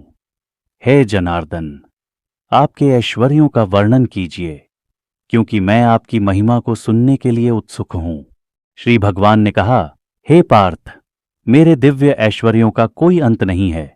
फिर भी मैं संक्षेप में कुछ प्रमुख ऐश्वर्य बता रहा हूं। मैं सभी प्राणियों के हृदय में स्थित आत्मा हूं। मैं सभी का आदि, मध्य और अंत हूं। मैं आदि देवताओं में विष्णु हूं, प्रकाशों में सूर्य हूं, मरीचि नामक मरुतों में और नक्षत्रों में चंद्रमा हूं। मैं वेदों में सामवेद हूं, देवताओं में इंद्र हूं, इंद्रियों में मन हूं और प्राणियों में चेतना हूं। मैं रुद्रों में शंकर हूं, यक्षों और राक्षसों में कुबेर हूं, वसुओं में अग्नि हूं और पर्वतों में मेरु हूं। पुरोहितों में बृहस्पति हूं, सेनापतियों में स्कंद हूं, जलाशयों में समुद्र हूं। मैं महान ऋषियों में भृगु हूं, शब्दों में ओंकार हूं, यज्ञों में जपयज्ञ हूं और स्थिर वस्तुओं में हिमालय हूं। मैं वृक्षों में पीपल हूं, देवर्षियों में नारद हूं, गंधर्वों में चित्ररथ हूं, सिद्धों में कपिल मुनि हूं। मैं घोड़ों में उच्चैःश्रवा हूं, जो समुद्र मंथन से उत्पन्न हुआ था। ऐरावत हाथियों में हूं और मनुष्यों में राजा हूं। मैं शस्त्रधारियों में वज्र हूं, गौओं में कामधेनु हूं, संतान उत्पन्न करने वालों में कामदेव हूं और नागों में वासुकी हूं। मैं सर्पों में अनंत हूं, जलचरों में वरुण हूं, पितरों में अर्यमा हूं और नियम का पालन करने वालों में यमराज हूं। मैं दैत्यों में प्रहलाद हूं, गणन करने वालों में समय हूं, पशुओं में सिंह हूं और पक्षियों में गरुड़ हूं। मैं शुद्ध करने वालों में पवन हूं, शस्त्रधारियों में राम हूं, मछलियों में मगर हूं और नदियों में गंगा हूं। हे अर्जुन, मैं सृष्टि का आदि मध्य और अंत हूं, ज्ञान विज्ञान देने वालों में आत्मा हूं और तर्कशास्त्र में वाद हूं। 29 मैं अक्षरों में अ हूं, द्वंद्वों में साम्य हूं, अविनाशी समय हूं और चारों ओर से देखने वाला हूं। 30 मैं मृत्यु हूं जो सब कुछ नष्ट कर देती है और उत्पत्ति करने वाला भावी हूं। मैं स्त्रियों में कीर्ति, श्री, वाणी, स्मृति, मेधा, धैर्य और क्षमा हूं। 31 मैं सामवेद के छंदों में बृहत साम हूं, मासों में मार्गशीर्ष हूं और रथुओं में वसंत रथु हूं। 32 मैं छलने वालों में जुआ हूं, तेजस्वियों में तेज हूं, विजयी में विजय हूं और संकल्प करने वालों में संकल्प हूं। 33 मैं वृष्णिवंशी में वासुदेव हूं, पांडवों में अर्जुन हूं, मुनियों में व्यास हूं और कवियों में शुक्राचार्य हूं। 34 मैं दंड देने वालों में दंड हूं, विजय की इच्छा रखने वालों में नीति हूं, गुप्त रहस्यों में मौन हूं और ज्ञानियों में ज्ञान हूं। 35 मैं सभी प्राणियों का बीज हूं। हे अर्जुन, ऐसा कोई भी चर या अचर प्राणी नहीं है जो मुझसे रहित हो। 33 मेरे दिव्य ऐश्वर्य का कोई अंत नहीं है। जो कुछ मैंने बताया है वह मेरे विशाल ऐश्वर्य का केवल संक्षेप रूप है। 38 जो भी विभूतिमान, सुंदर और शक्तिशाली वस्तु है, समझ लो कि वह मेरे तेज के अंश से है। 39 हे अर्जुन, मैं इस संपूर्ण जगत को केवल अपने एक अंश से धारण किए हुए हूं। यह अध्याय भगवान के विभूतियों यानी उनके दिव्य ऐश्वर्यों का वर्णन करता है, जिनके द्वारा भगवान संपूर्ण सृष्टि में विद्यमान हैं और अपनी महिमा का विस्तार करते हैं। अर्जुन को भगवान की विभूतियों का ज्ञान देकर उन्हें भगवान की असीम शक्ति और सर्वव्यापकता का बोध कराया गया है। भगवद गीता अध्याय 11 विश्वरूप दर्शन योग। अर्जुन ने कहा, आपकी कृपा से मैंने वह परम रहस्य सुना है जिससे मेरी अज्ञानता दूर हो गई है। हे कमल नयन, मैंने आपकी अनंत शक्ति, व्याप्ति और अमृता को विस्तार से सुना है। हे परमेश्वर, यदि आप मुझे अपने दिव्य स्वरूप को दिखाना चाहें तो कृपया मुझे अपना वह रूप दिखाइए। हे प्रभु, यदि आप इसे संभव मानते हैं तो कृपया मुझे अपना सार्वभौमिक रूप दिखाइए। श्री भगवान ने कहा, हे पार्थ, अब मेरे दिव्य रूप को देख, जिसमें सैकड़ों हजारों रूप हैं, विभिन्न रंगों और प्रकारों के। हे अर्जुन, इसमें अनेक प्रकार के देवता, आशी और अन्य अद्भुत दृश्य देख। इस विश्व रूप में संपूर्ण ब्रह्मांड को एक स्थान पर एकत्रित देख, परंतु मेरी यह दिव्य शक्ति को तू अपनी सामान्य आंखों से नहीं देख सकता। मैं तुझे दिव्य दृष्टि प्रदान करता हूं।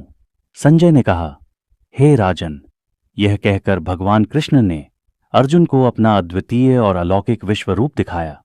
उस रूप में अनेक मुख, नेत्र, दिव्य आभूषण और दिव्य अस्त्र शस्त्र थे। उनका तेज हजारों सूर्य के एक साथ चमकने जैसा था। अर्जुन ने उस रूप में अनगिनत ब्रह्मांडों को देखा। वह दृश्य इतना अद्भुत था कि अर्जुन विस्मय से भर गया और उसने भगवान को प्रणाम किया। अर्जुन ने कहा, हे प्रभु, मैं आपके इस अनंत रूप को देखकर भय और विस्मय से भर गया हूं। हे भगवान, मैं आपके शरीर में सभी देवताओं, आर्षियों और ब्रह्मा को देख रहा हूं। हे भगवान, आपके अनगिनत मुख, भुजाएं, नेत्र और रूप देखकर मैं अभिभूत हूं। मैं आपके तेज को देखकर यह अनुभव करता हूं कि आप अनंत हो। आप सभी दिशाओं से व्याप्त हैं। हे महान प्रभु, मैं आपकी असीम शक्तियों को देखकर नत हूं। इस रूप में सभी लोक और जीव भयभीत हो रहे हैं। देवता आपको देखकर विस्मय से भर गए हैं।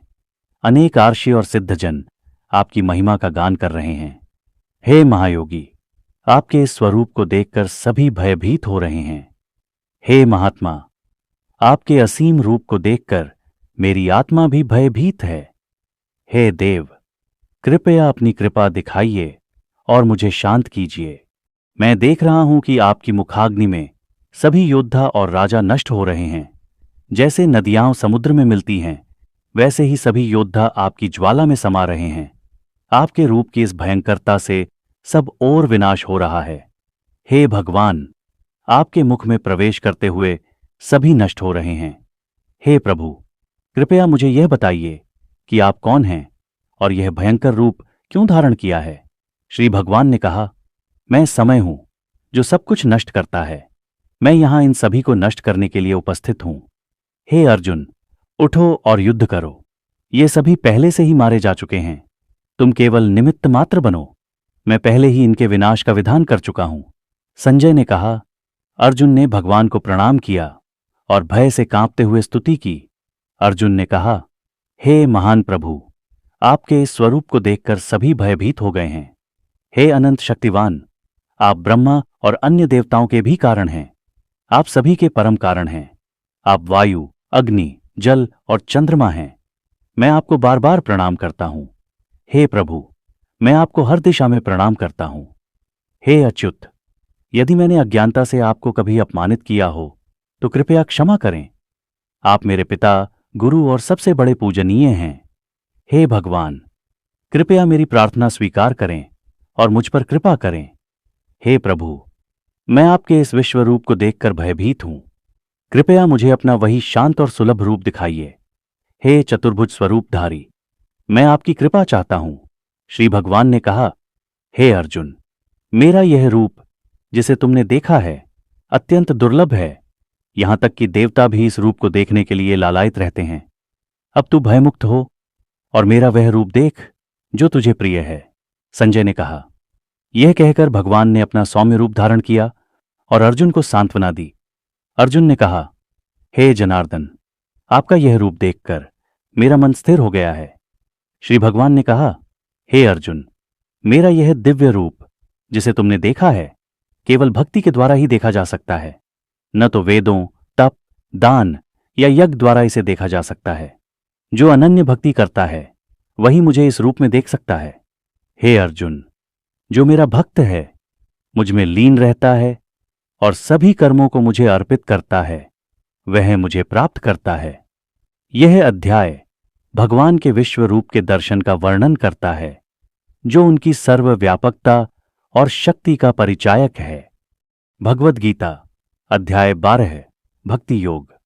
अर्जुन ने कहा, हे कृष्ण, जो आपके साकार रूप की उपासना करते हैं और जो अव्यक्त निर्गुण ब्रह्म की उपासना करते हैं, उनमें से कौन श्रेष्ठ है?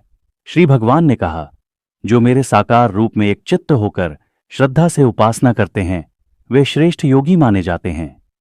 लेकिन जो अव्यक्त, अविनाशी, सर्वव्यापी, अचल, अनादि ब्रह्म की उपासना करते हैं, जो इंद्रियों को नियंत्रित करते हैं, सबके प्रति संभाव रखते हैं और मेरे में एकाग्र रहते हैं, वे भी मुझे प्राप्त करते हैं। अव्यक्त रूप की उपासना करना कठिन है, क्योंकि साधकों के लिए उस मार्ग पर चलना कठिन होता है।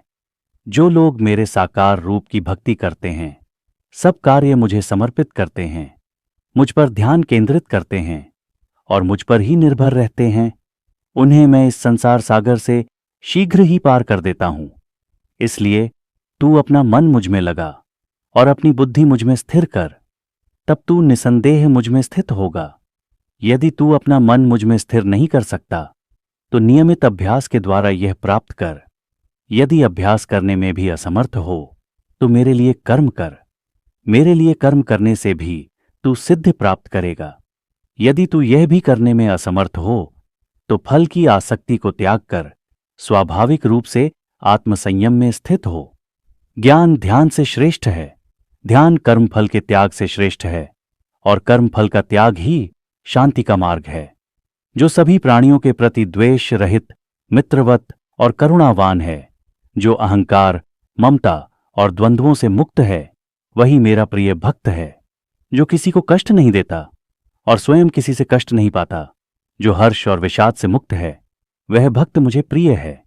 जो संतोषी, आत्मसंयमी, निश्चयपूर्ण, मन बुद्धि से मुझ में स्थिर है, वह भक्त मुझे प्रिय है। जो न तो दूसरों से द्वेष करता है, न ही उनसे लगाव रखता है, जो शोक, तृष्णा और भय से रहित है, वह मुझे प्रिय है। जो शत्रु मित्र में संभाव रखता है, मान अपमान से परे है, जो संतोषी, स्थिर बुद्धि और मुझ में अनुरक्त है, वह भक्त मुझे प्रिय है। जो लोग इस अमृतमय धर्म का पालन करते हैं और मुझ में श्रद्धा और प्रेम से स्थित रहते हैं, वह मुझे अत्यंत प्रिय हैं। यह अध्याय भक्ति के महत्व को स्पष्ट करता है और भगवान के प्रति श्रद्धा और प्रेम से पूर्ण समर्पण के महत्व को स्थापित करता है। भगवद गीता अध्याय 13 क्षेत्र क्षेत्रज्ञ विभाग योग। श्री भगवान ने कहा, यह शरीर क्षेत्र, क्षेत्र भूमि कहलाता है, और जो इसे जानता है वह क्षेत्रज्ञ कहलाता है। हे अर्जुन, जान ले कि मैं सभी क्षेत्रों में क्षेत्रज्ञ हूं। यह ज्ञान क्षेत्र और क्षेत्रज्ञ का है। क्षेत्र का क्या स्वरूप है, इसके क्या गुण हैं, और क्षेत्रज्ञ का क्या कार्य है, यह सब मैं तुझसे कहूंगा। ऋषियों ने विविध प्रकार से इस क्षेत्र का वर्णन किया है और वेदों में भी इसकी व्याख्या की गई है। यह क्षेत्र 5 तत्वों अहंकार, बुद्धि, अव्यक्त, इंद्रियों और मन आदि से बना है। इसमें इच्छा, घृणा, सुख दुख, शरीर, चेतना और धैर्य जैसे तत्व भी शामिल हैं। अहंकार रहित होना, आडंबर से रहित होना, हिंसा न करना, क्षमाशीलता, सरलता और गुरुजनों की सेवा करना, बाहरी और आंतरिक शुद्धता, स्थिरता, आत्मसंयम और इंद्रियों का निग्रह, जन्म मृत्यु, जरा और व्याधि के दूहकों का ज्ञान, अनासक्ति और मोह का त्याग, सबके प्रति संभाव, भक्ति और एकनिष्ठता, एकांत स्थान में रहना, भीड़ भाड़ से दूर रहना, आत्मज्ञान और परम सत्य का निरंतर चिंतन करना, यह सब ज्ञान है। इसके विपरीत जो है वह अज्ञान है। अब मैं तुझे उस जानने योग्य का वर्णन करता हूं जिसे जानने से अमृत की प्राप्ति होती है। वह परम ब्रह्म है। वह सर्वत्र फैला हुआ, सबका पालन करने वाला और सबके भीतर व बाहर विद्यमान है। वह इंद्रियों से परे है, परंतु इंद्रियों के माध्यम से ही जाना जा सकता है। वह दूर और पास दोनों है। वह अविभाज्य है, फिर भी सब जगह विभाजित प्रतीत होता है। वह सबको धारण करता है। वह प्रकाश का स्रोत है। वह परम सत्य है। वह ज्ञान, झेय और प्राप्त करने योग्य है। वह सभी के हृदय में स्थित है। इस प्रकार मैंने क्षेत्र, ज्ञान और झेय का वर्णन किया। जान ले कि प्रकृति और पुरुष दोनों अनादि हैं। उनके गुण और कार्यों को भी समझ।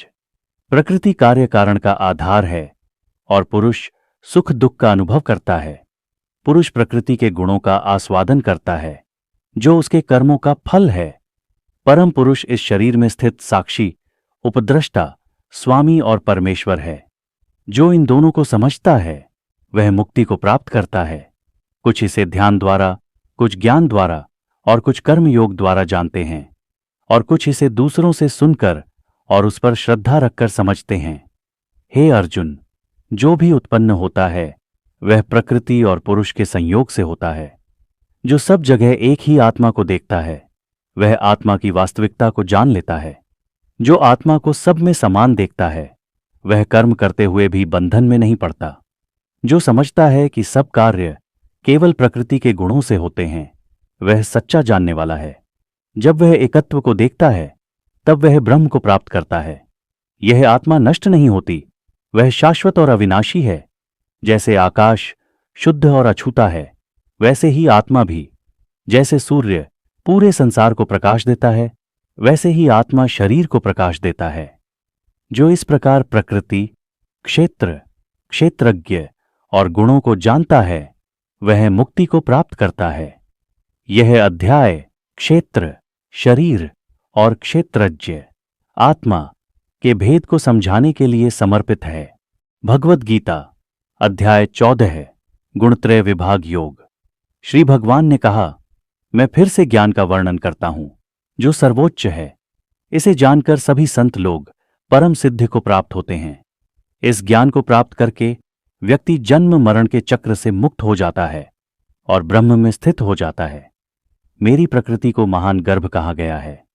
इसमें मैं बीज को स्थापित करता हूं जिससे सभी प्राणियों का जन्म होता है। हे अर्जुन, जो भी प्राणी उत्पन्न होते हैं वे प्रकृति और पुरुष के संयोग से जन्म लेते हैं। प्रकृति के 3 गुण सत्व, रजस और तमस शरीर में बंधन उत्पन्न करते हैं। सत्व गुण प्रकाशमय और शुद्ध है। यह आनंद और ज्ञान को उत्पन्न करता है और बंधन में बांधता है। रजोगुण इच्छाओं और कर्मों को उत्पन्न करता है। यह बंधन में बांधता है कार्यों की तृष्णा के माध्यम से। तमोगुण अज्ञान और आलस्य को उत्पन्न करता है। यह मोह और प्रमाद के कारण बंधन में बांधता है।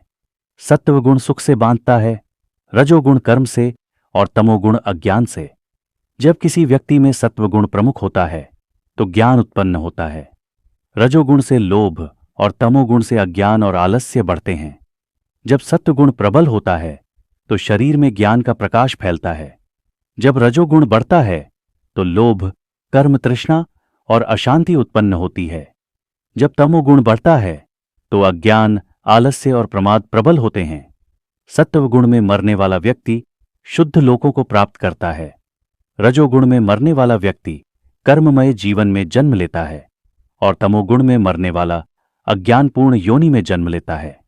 सत्वगुण का फल पवित्रता है, रजोगुण का फल दुख है और तमोगुण का फल अज्ञान है। सत्व से ज्ञान उत्पन्न होता है, रजस से तृष्णा और तमस से अज्ञान। सत्वगुण वाले ऊपर की ओर बढ़ते हैं, रजोगुण वाले बीच में रहते हैं और तमोगुण वाले नीचे गिरते हैं।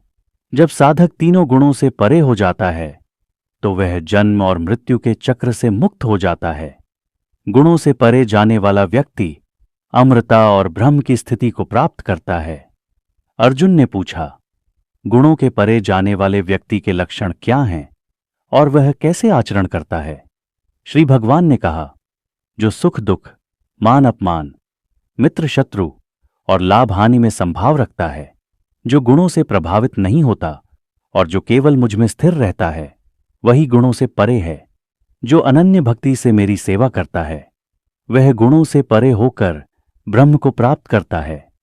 मैं ब्रह्म का आधार हूं और अमृता, शाश्वत धर्म और अनंत सुख का स्रोत हूं। यह अध्याय प्रकृति के 3 गुणों के प्रभाव और उनसे मुक्त होने की प्रक्रिया को समझाने के लिए समर्पित है। भगवद गीता अध्याय 15 पुरुषोत्तम योग। श्री भगवान ने कहा, संसार वृक्ष को अश्वत्थ, पीपल के रूप में जानो, जिसकी जड़ें ऊपर और शाखाएं नीचे हैं। इसके पत्ते वेद हैं और इसे जानने वाला वेद को जानने वाला है। इसकी शाखाएं गुणों से पोषित होती हैं और इसकी जड़ें कर्मों के अनुसार फैलती हैं। इस संसार वृक्ष का स्वरूप यहां समझा नहीं जा सकता। इसे वैराग्य के दृढ़ शस्त्र से काटो। इसके बाद उस परम स्थान को प्राप्त करो जहां से लौटना नहीं होता और जहां परमेश्वर का निवास है। जो अहंकार, मोह और आसक्ति से मुक्त होकर सुख दुख में संभाव रखते हैं वे उस परम स्थान को प्राप्त करते हैं। वह परम धाम सूर्य, चंद्रमा या अग्नि से प्रकाशित नहीं होता। वहां पहुंचने पर मनुष्य पुनः संसार में नहीं लौटता। मेरे अंशरूप आत्मा संसार में जीव के रूप में स्थित है और प्रकृति में मन और इंद्रियों का अनुभव करता है। जब आत्मा एक शरीर को छोड़कर दूसरे शरीर में जाता है तो वह मन और इंद्रियों को अपने साथ ले जाता है। यह आत्मा कान, नेत्र, स्पर्श, रस और गंध के माध्यम से विषयों का अनुभव करता है। अज्ञानजन इस आत्मा को नहीं देख पाते, परंतु ज्ञानियों की दृष्टि इसे देखती है। जो योग में स्थित हैं वे इसे अपने हृदय में देखते हैं, लेकिन अज्ञानी इस आत्मा को नहीं जानते। सूर्य, चंद्रमा और अग्नि का प्रकाश मेरी महिमा है। मैं पृथ्वी में प्रवेश कर सब प्राणियों को धारण करता हूं।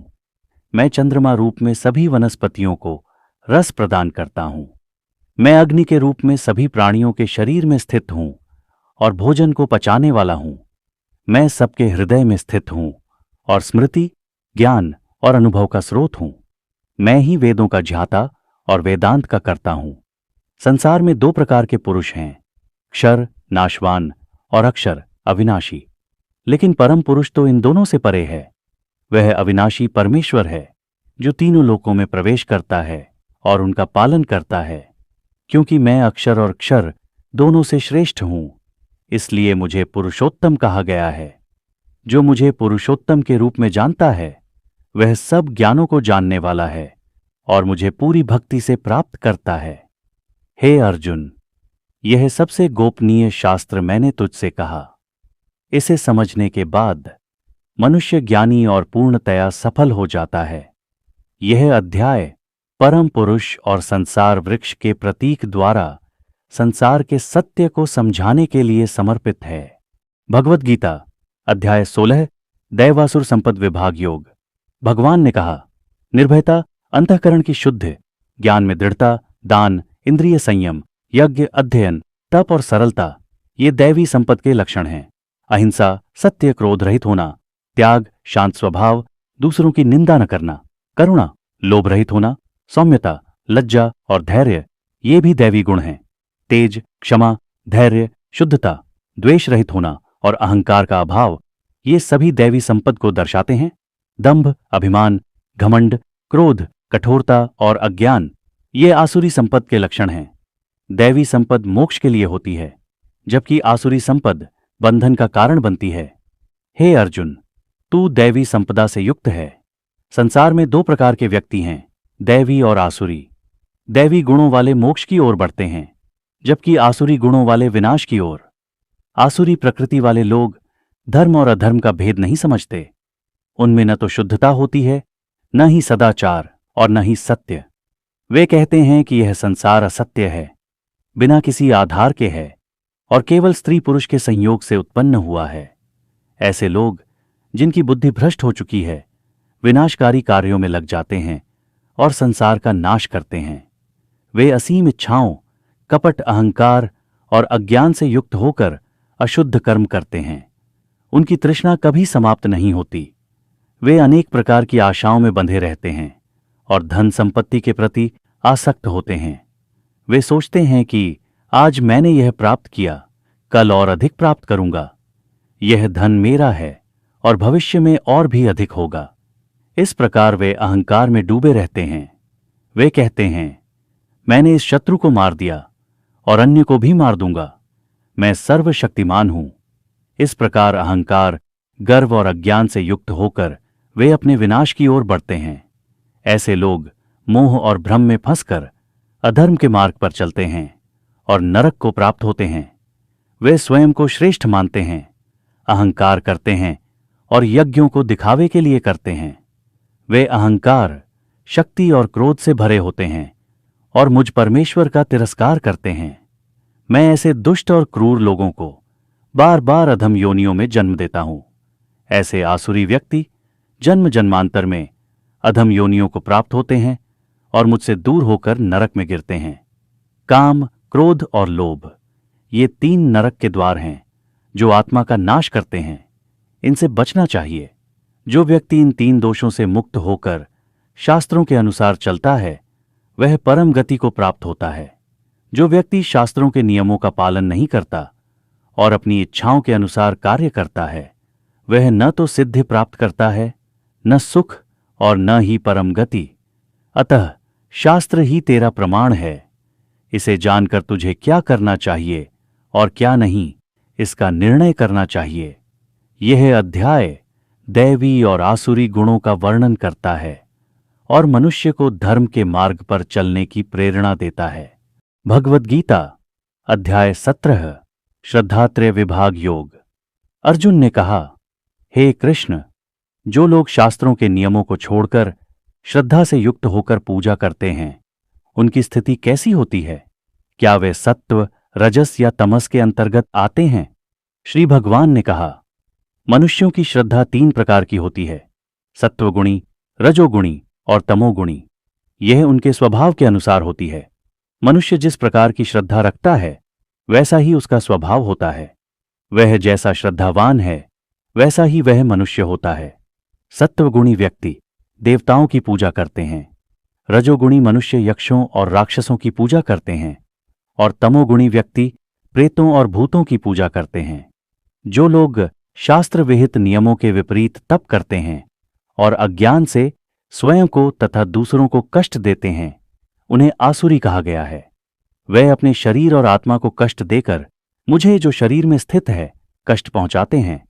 भोजन, यज्ञ, तप और दान भी तीन प्रकार के होते हैं, सत्वगुणी, रजोगुणी और तमोगुणी। सत्वगुणी भोजन वह है जो आयु, बल, स्वास्थ्य, सुख और तृप्ति बढ़ाता है। यह स्वादिष्ट, पौष्टिक और पचने में हल्का होता है। रजोगुणी भोजन वह है जो कड़वा, खट्टा, नमकीन, अधिक गर्म, तीखा और रुचिकर है, लेकिन दुख, चिंता और रोग उत्पन्न करता है। तमोगुणी भोजन वह है जो बासी, गंधयुक्त, सड़ा गला और अपवित्र है। सत्वगुणी यज्ञ वह है जो शास्त्र विधि के अनुसार किया जाता है, जिसमें फल की कामना नहीं होती और जो मन से कर्तव्य समझकर किया जाता है। रजोगुणी यज्ञ वह है जो दिखावे के लिए और फल की कामना से किया जाता है। तमोगुणी यज्ञ वह है जो शास्त्र विधि के विरुद्ध किया जाता है, जिसमें प्रसाद, मंत्र, दक्षिणा का अभाव होता है और जो बिना श्रद्धा के किया जाता है। सत्वगुणी तप वह है जिसमें शरीर, वाणी और मन को शुद्ध करने के लिए किया गया तप शामिल होता है। वाणी का तप, सत्य, प्रिय, हितकारी और धर्म के अनुकूल भाषण करना। मन का तप, मन की शुद्धता, दयालुता, मौन, आत्मसंयम और अंतःकरण की एकाग्रता। जो तप श्रद्धा से और फल की कामना के बिना किया जाता है वह सत्वगुणी तप कहलाता है। जो तप मान, आदर और दिखावे के लिए किया जाता है वह रजोगुणी तप है। जो तप अज्ञान से, स्वयं को और दूसरों को कष्ट पहुंचाने के लिए किया जाता है वह तमोगुणी तप है। सत्वगुणी दान वह है जो उचित समय, स्थान और व्यक्ति को कर्तव्य समझकर दिया जाता है और जिसमें किसी प्रकार की प्रत्याशा नहीं होती। रजोगुणी दान वह है जो कुछ फल पाने की कामना से या कठिनाई से दिया जाता है। तमोगुणी दान वह है जो अपात्र व्यक्ति को अपमानपूर्वक और बिना श्रद्धा के दिया जाता है। एयुएम तत्सत, यह त्रिविध नाम ब्रह्म और वेदों का सूचक है और इसे यज्ञ, दान और तप के लिए नियत किया गया है। एयुएम का उच्चारण करते हुए कर्तव्य पालन की भावना से यज्ञ, दान और तप किया जाता है। तत् शब्द के साथ फल की कामना के बिना यज्ञ, तप और दान किया जाता है। सत शब्द सत्य और शुभ कार्यों का सूचक है। श्रद्धा से युक्त होकर किया गया यज्ञ, तप और दान सत कहलाता है। जो यज्ञ, तप और दान बिना श्रद्धा के किया जाता है वह असत कहलाता है और उसका कोई फल नहीं होता। यह अध्याय श्रद्धा के प्रकार और उसके प्रभावों का वर्णन करता है और सही दृष्टिकोण से जीवन के कर्तव्यों को निभाने का मार्गदर्शन प्रदान करता है। भगवद गीता अध्याय 18 मोक्ष संन्यास योग। अर्जुन ने कहा, हे महाबाहो, मैं त्याग और संन्यास के तत्वों को समझना चाहता हूं। कृपया मुझे इन दोनों के बीच का भेद स्पष्ट करें। श्री भगवान ने कहा, त्याग का अर्थ है कर्मों के फलों का परित्याग करना और संन्यास का अर्थ है सभी कामनापूर्ण कर्मों का त्याग। कुछ विद्वानों का कहना है कि सभी कर्म त्याग देना चाहिए, जबकि अन्य कहते हैं कि यज्ञ, दान और तप को कभी नहीं छोड़ना चाहिए। हे अर्जुन, अब मैं तुम्हें त्याग के 3 प्रकारों का भेद बताता हूं। यज्ञ, दान और तप, ये तीनों शुद्ध करने वाले हैं और इन्हें कभी नहीं छोड़ना चाहिए। इन कर्मों को कर्तव्य समझकर और फल की कामना छोड़कर करना चाहिए। यह मेरा श्रेष्ठ मत है। निषिद्ध कर्मों का त्याग करना उचित है, लेकिन कर्तव्य कर्मों का त्याग करना अज्ञान से प्रेरित है। यदि कोई कष्ट से बचने के लिए कर्तव्य कर्मों का त्याग करता है तो वह रजोगुणी त्याग कहलाता है। कर्तव्य कर्मों का त्याग इस भावना से करना कि यह मेरा कर्तव्य है, सत्वगुणी त्याग कहलाता है। सत्वगुणी त्यागी व्यक्ति संदेहों से मुक्त होकर सुख और दुख में संभाव रखता है। शरीरधारी प्राणी संपूर्ण कर्मों का त्याग नहीं कर सकता, लेकिन फल की आसक्ति का त्याग करना ही सच्चा त्याग है। जो त्याग करता है उसे कर्म के 3 प्रकार के फलों, अनिष्ट, इष्ट और मिश्रित से मुक्ति मिलती है। कर्म के 5 कारक हैं: अधिष्ठान, शरीर, कर्ता, इंद्रियाओं, विभिन्न प्रकार के प्रयास और ईश्वर। इन 5 के बिना कोई भी कर्म संभव नहीं है। जो व्यक्ति अहंकार से रहित है और इन कारकों को जानकर कर्म करता है वह बंधन में नहीं पड़ता। जो व्यक्ति अपने आप को कर्ता मानता है वह अपूर्ण बुद्धि वाला है और कर्म के फल को प्राप्त करता है। जिसे अहंकार का अभाव है और जिसकी बुद्धि शुद्ध है वह चाहे कितने भी कर्म करे वह बंधन में नहीं पड़ता। ज्ञान, झेय, जानने योग्य और झाता, ये 3 ज्ञान के प्रेरक हैं। कर्म, करण, साधन और कर्ता, ये 3 कर्म के कारक हैं। सत्वगुणी ज्ञान वह है जो सभी प्राणियों में एकता देखता है। रजोगुणी ज्ञान वह है जो विभिन्नताओं में विभाजित है। तमोगुणी ज्ञान वह है जो सत्य से विपरीत और संकीर्ण है। सत्वगुणी कर्म वह है जो शास्त्र विधि के अनुसार आसक्ति रहित और अहंकार रहित होकर किया जाता है। रजोगुणी कर्म वह है जो फल की कामना और अहंकार के साथ किया जाता है। तमोगुणी कर्म वह है जो अज्ञान से, हानिकारक और बिना विचार के किया जाता है। सत्वगुणी कर्ता वह है जो निरासक्त, उत्साही और सुख दुख में संभाव रखता है। रजोगुणी कर्ता वह है जो लोभी, अहंकारी और कर्म के फलों में आसक्त होता है। तमोगुणी कर्ता वह है जो अस्थिर, कपटी, आलसी और उदास होता है। बुद्धि और धैर्य भी 3 प्रकार के होते हैं: सत्वगुणी, रजोगुणी और तमोगुणी। सत्वगुणी बुद्धि वह है जो धर्म और अधर्म, कार्य और अकार्य में भेद कर सकती है। रजोगुणी बुद्धि वह है जो धर्म और अधर्म में भेद नहीं कर पाती। तमोगुणी बुद्धि वह है जो अज्ञान से भ्रमित होती है। सत्वगुणी धैर्य वह है जो मन, प्राण और इंद्रियों को संयमित रखता है। रजोगुणी धैर्य वह है जो कामना और फल प्राप्ति की आसक्ति में लगा रहता है। तमोगुणी धैर्य वह है जो भय, आलस्य और मोह में स्थित होता है। सुख भी 3 प्रकार का होता है, सत्वगुणी, रजोगुणी और तमोगुणी। सत्वगुणी सुख वह है जो प्रारंभ में कष्टदायक लेकिन अंत में आनंददायक होता है। रजोगुणी सुख वह है जो प्रारंभ में आनंददायक लेकिन अंत में कष्टदायक होता है। तमोगुणी सुख वह है जो आलस्य और अज्ञान से उत्पन्न होता है। संसार में कोई भी प्राणी ऐसा नहीं है जो इन 3 गुणों से मुक्त हो। ब्राह्मण, क्षत्रिय, वैश्य और शूद्र, इन चारों का विभाजन उनके गुण और कर्म के अनुसार किया गया है। ब्राह्मण के गुण हैं शांति, संयम, तप, पवित्रता, सहिष्णुता और ज्ञान। क्षत्रिय के गुण हैं वीरता, तेज, धैर्य, युद्ध कौशल और शासन। वैश्य का कर्म है कृषि, गौपालन और व्यापार। शूद्र का कर्म सेवा है। अपनी प्रकृति अनुसार कर्म करते हुए मनुष्य सिद्धि प्राप्त कर सकता है। जो मनुष्य अपने कर्म द्वारा परमेश्वर की पूजा करता है वह परम सिद्धि को प्राप्त करता है। स्वभाव के अनुसार कर्म करना श्रेष्ठ है, भले ही वह दोषयुक्त हो। अपने स्वभाव के अनुसार कर्म करते हुए दोषों को त्याग कर मनुष्य सिद्धि प्राप्त कर सकता है।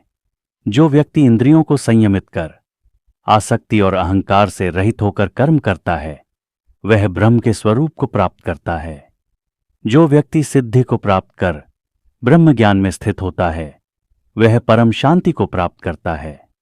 जो व्यक्ति शुद्ध बुद्धि, धैर्य और आत्म संयम के साथ अहंकार, शक्ति, वासना और क्रोध का त्याग करता है वह परमात्मा को प्राप्त करता है। जो व्यक्ति शांत चित्त होकर मुझ में भक्ति करता है वह मुझे साक्षात प्राप्त करता है। केवल भक्ति के द्वारा मनुष्य मुझे जान सकता है और मेरी वास्तविक स्वरूप में पहचान कर मुझ में प्रविष्ट हो सकता है। जो व्यक्ति मेरे आश्रय में रहता है और सभी कर्म करता है वह मेरी कृपा से अनंत शांति प्राप्त करता है। मन और बुद्धि को मुझ में अर्पित कर मेरी शरण में आओ। मेरी कृपा से तुम सभी कष्टों को पार करोगे। यदि अहंकारवश मेरे आदेशों का पालन नहीं करोगे तो विनाश को प्राप्त करोगे। अपने स्वभाव से प्रेरित होकर तुम वही करोगे जो तुम्हें करना चाहिए। भगवान सभी प्राणियों के हृदय में स्थित हैं और अपनी माया से सभी को चलाते हैं, इसलिए उसकी शरण में जाओ। उसकी कृपा से तुम परम शांति और शाश्वत धाम को प्राप्त करोगे। मैंने तुम्हें यह गुप्त ज्ञान बताया, अब तुम जैसा चाहो वैसा करो। मेरे प्रिय होने के कारण मैं तुम्हें फिर से यह सर्वोच्च रहस्य बता रहा हूं।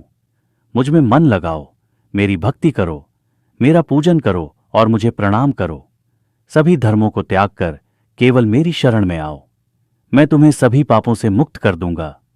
यह ज्ञान उन लोगों को मत बताओ जो तपस्वी, भक्त या सेवा के इच्छुक नहीं हैं। जो इस ज्ञान को मेरे भक्तों तक पहुंचाता है वह मुझे सर्वाधिक प्रिय है और वह निश्चित ही मुझे प्राप्त करेगा। जो इसे सुनता है और श्रद्धा रखता है वह भी पुण्य कर्मों से मुक्त हो जाता है। जो श्रद्धा और ध्यानपूर्वक इसे पढ़ता है वह मोक्ष प्राप्त करता है। हे अर्जुन, क्या तुम्हारे मोह का नाश हुआ? अर्जुन ने कहा, हे कृष्ण, मेरी स्मृति वापस आ गई है। मैं अब संदेह रहित हूं और आपकी शरण में हूं। भागवत गीता का मुख्य उद्देश्य मानव जीवन को सही दिशा प्रदान करना है। यह ग्रंथ जीवन के गूढ़ रहस्यों को स्पष्ट करता है और आत्मा, कर्म, धर्म और मोक्ष का मार्गदर्शन देता है। इसके उद्देश्यों को निम्न बिंदुओं में समझा जा सकता है। पहला है धर्म का पालन करना। गीता सिखाती है कि हर व्यक्ति को अपने कर्तव्यों, धर्म का पालन करना चाहिए, चाहे परिस्थितियां कितनी भी कठिन क्यों न हो। दूसरा है कर्मयोग का सिद्धांत। इसमें निष्काम कर्मयोग का महत्व बताया गया है, अर्थात फल की इच्छा किए बिना अपने कर्मों को करना। यह जीवन में शांति और संतुलन लाने का मार्ग है। तीसरा है आत्मा का ज्ञान। गीता यह समझाती है कि आत्मा अमर और शाश्वत है, जबकि शरीर नश्वर है। यह दृष्टिकोण मृत्यु के भय को दूर करता है। चौथा है सही निर्णय लेना। गीता हमें मोह और अज्ञानता से मुक्त होकर विवेकपूर्ण निर्णय लेने की प्रेरणा देती है। पांचवा है समर्पण। भगवान कृष्ण के उपदेश यह बताते हैं कि समर्पण और भक्ति के माध्यम से ईश्वर तक पहुंचना संभव है। छठा है मानसिक शांति। गीता मनुष्य को सुख दुख, लाभ हानि और जय पराजय में संभाव रखना सिखाती है। सातवां है उन्नति। गीता का अंतिम लक्ष्य व्यक्ति को मोक्ष मुक्ति के मार्ग पर ले जाना है, जहां वह संसार के बंधनों से मुक्त होकर परमात्मा में लीन हो सके। संक्षेप में, भागवत गीता मानव जीवन के हर पहलू पर मार्गदर्शन प्रदान करती है। यह एक आध्यात्मिक और व्यावहारिक ग्रंथ है जो जीवन को शांति, संतुलन और मुक्ति की ओर ले जाता है।